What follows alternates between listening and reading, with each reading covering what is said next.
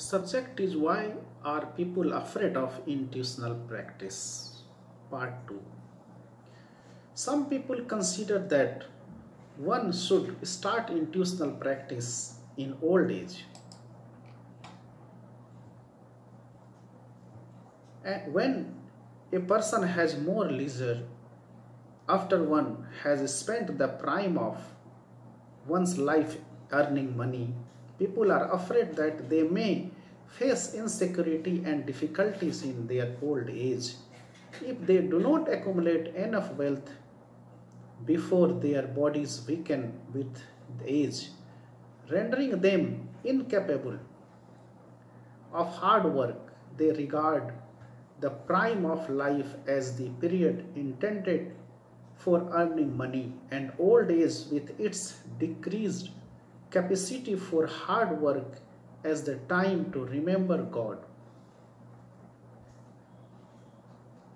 They are laboring under the misconception that hard work is not necessary for intuitional practice and that old is therefore the proper time for it.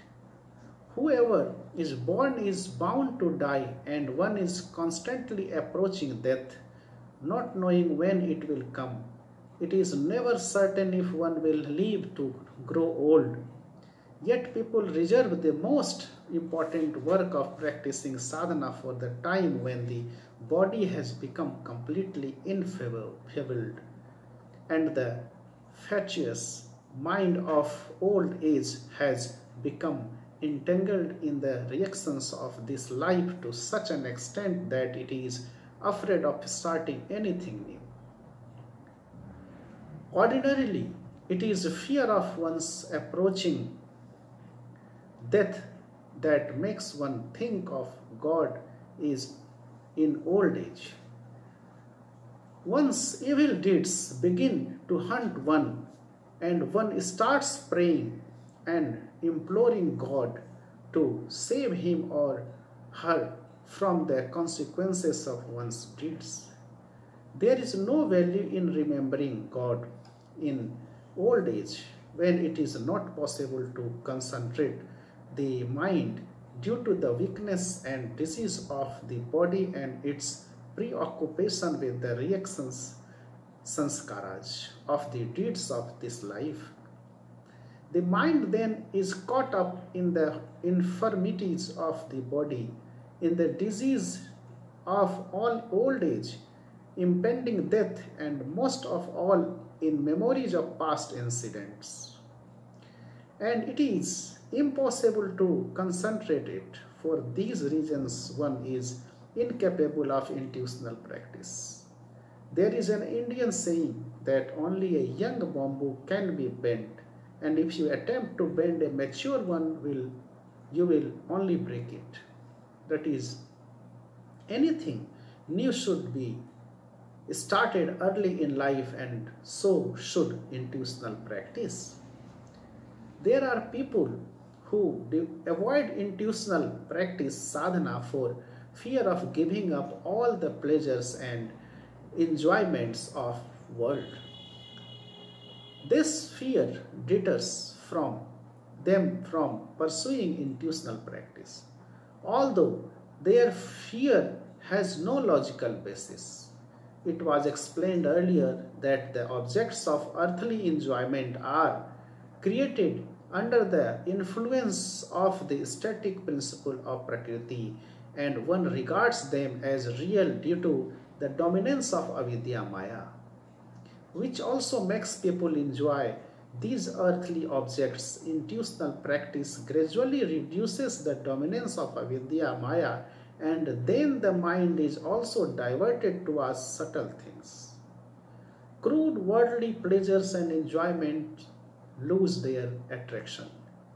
The longing for worldly objects calm, the attraction for them, moh, and avarice, love, the three principles of avidya maya, make these seem desirable, but with the waning of the influence of these three, the mind will no longer desire them. Ordinarily, the mind delights in the enjoyment of worldly pleasure and regards giving them up a torture. But when the mind no longer likes them, the question of giving them up does not arise. At that time, the mind will try to run away from them and feels relieved to be without them.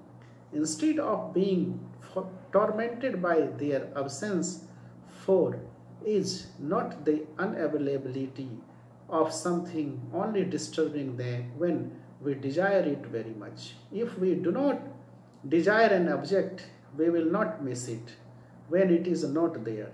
For instance, an alcohol addict will be tormented if he does not get alcohol, but if a non-addict does not get a drink, he will not even feel its absence.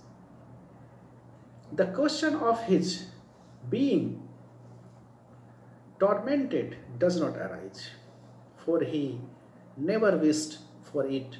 The mind gets diverted towards subtlety through intuitional practice and no longer enjoys crude pursuits.